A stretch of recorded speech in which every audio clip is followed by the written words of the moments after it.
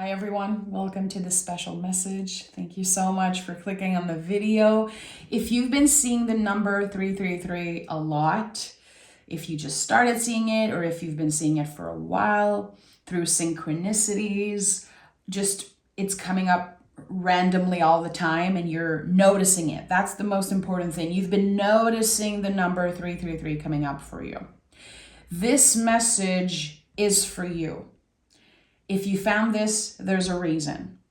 So I shared this before here on the channel that 333 is a number that followed me for a period of time in my life where I was waiting for something specific to happen. I was waiting for the confirmation of a big life change that I made. I had no idea if it would happen. And this number came through constantly, like 6-7 times a day for a period of 8 months. And I started really living through that frequency. And I had to live this number to understand it.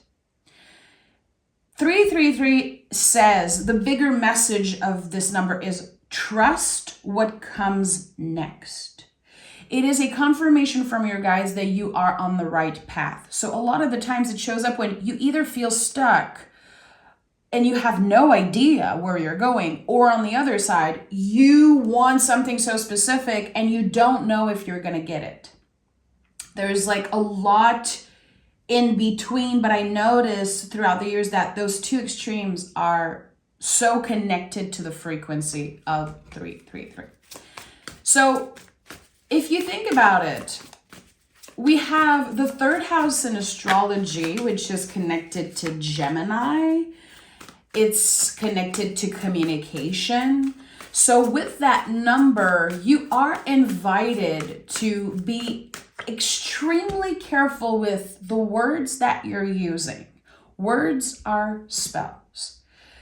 We give our power away so much that sometimes we forget how powerful we are and how the words that we use to talk about ourselves, talk about our lives, sometimes talk about the past or whatever, it really brings something into life.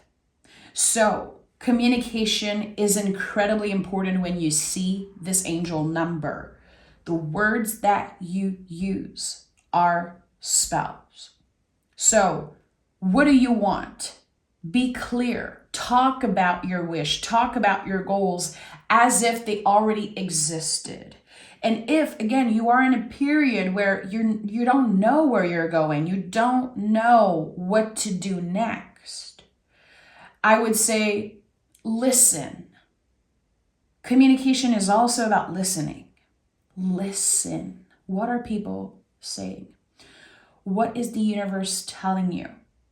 Make sure to listen. So we want that collaboration. It's not just about the words we use, but it's also about how we are getting in that receptive state.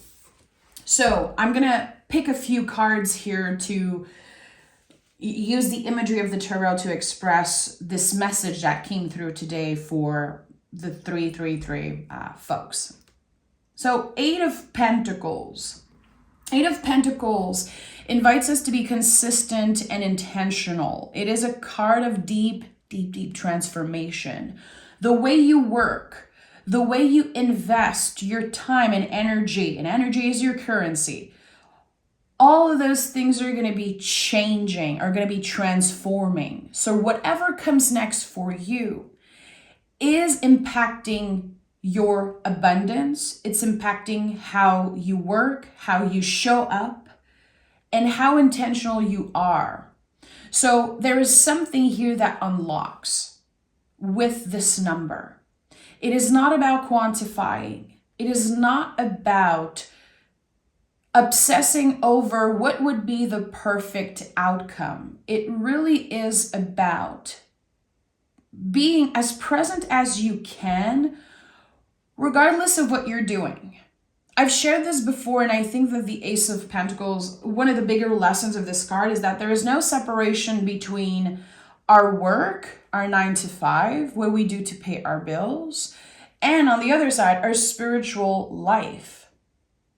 It is all intertwined. It is all connected. So how are you listening to folks at work? What are you saying? What are you talking about when you're interacting with the people at work? Because it has an impact. It affects your spiritual world. It is all intertwined. The spiritual practice is not just who you are behind closed doors when you're lighting up a candle and trying to connect with your guides. It is a 24/7 thing, always. Are you applying the lessons? When you think about number 3, there's the Empress in the Tarot that is connected to number 3. The Empress in the Tarot is earth and air. She's connected to Venus, so she's connected to Taurus and Libra. We are rooting the lessons, and then we ascend as deeply as we are rooted. So are you applying in your day-to-day life everything that you praise and believe in your spiritual practice? That is very important. We have the Knight of Cups, a card of movement. All knights are about movements. So what is the quality of your movements? How you connect with others, how you help others, how you show up, not only for others, but also for yourself, tending to the most vulnerable parts of yourself. Again, I'm not surprised that this card is coming up, because when we are receiving so many synchronicities from the universe, we're trying to decode. We are looking outside of ourselves for validation. So we want answers. We want to know, what does this mean? And we abandon our bodies. We abandon us because, again, we are obsessing over what is the outcome? What is the answer? What does it mean? But 333 is the perfect alignment. Think about a triangle. It's the perfect alignment between mind, body, and soul. So you have to come back into presence. You have to make sure that your cup is full. And also, again, when we're thinking about communication, can you communicate your needs clearly? Think about the foundation of communication for you, of self-care, self-love, all of the energies that, are essential for you to connect with the truest part of yourself. Not necessarily to be the best version of yourself, because I think that I'm not a fan of that saying, like, the best version of yourself. Why not find the truest version of ourselves? So it is a practice. It's something that you constantly have to come back to. So again, I really want to emphasize on the words that you're using. It feels like 333 is sometimes a message from our guides saying, be careful about what you say. Why are you blaming yourself? Why are you blaming the past? Why are you critiquing what you have in this moment that you once manifested? You once wished for everything that you have. So don't take it for granted. It really is part of the practice also to remember where we come from, to not take for granted what is here right now. We have the Sun and we have the Ace of Cups. So Ace of Cups is divine, it's always connected to a divine gift in some way because of the yods, and they mean God. And it makes me think of God is change. There's this poem that ends like that. I don't remember the full thing, but the end is God is change. It's like everything you change changes you. Change is the only truth. It's the only certainty is change. And I feel that by embracing change, because you have been changing and you are still invited to change. Again, change the way you communicate, change the way you observe and receive. Not from a place of feeling like you're not enough as you are, from a place of welcoming, a place of receptivity. And by doing that, by embracing change and trying different things, giving yourself the opportunity to explore different things, to see what's out there, to see what's possible, I think that you're being guided towards something absolutely life-changing. For a lot of people, 333 can be connected to being in the spotlight in some way. And being in the spotlight, it can mean something to you and it can mean something to me that's totally different. Not everyone wants to be in the spotlight, but there is a part of you that is ready to be seen.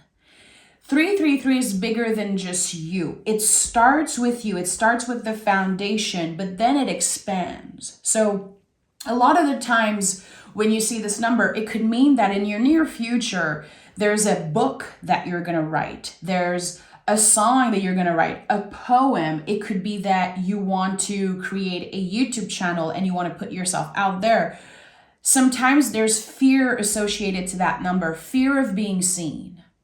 So of course the sun is going to show up today. I'm not surprised. And this is a very powerful card. It's a lot of people's favorite card, but just like any other tarot card, there's a spectrum here. It's not just a good card. No cards in the tarot is just good or bad. All cards represent a spectrum of the human experience. That's why so many people connect to the imagery. So the sun can burn you out. Too much of a good thing sometimes is not great. So here, I feel like the invitation in this moment is to figure out, what do you want to share? What parts of yourself are meant to be shared? And what is meant to be kept private? It all comes back to this energy exchange. How much you give, how you open yourself to receive. What is meant to be, again, shared and expressed? And when is it time to listen? So the sun, to me, is so connected to abundance and creativity. And in my experience, the way I live this card is how sometimes being creative and trusting my instinct, especially creatively, there's something beautiful that will kind of be birthed out of that. Number 3 is connected to everything that is taking root in your mind. How a simple idea, just by thinking, journaling, meditating, or saying it out loud, it really take roots. So there's something here about that, especially with the flowers in the back. You could be seeing a lot of sunflowers. You could see someone with a sunflower tattoo. You could be, in a thrift store and see an object with a sunflower, a piece of clothing.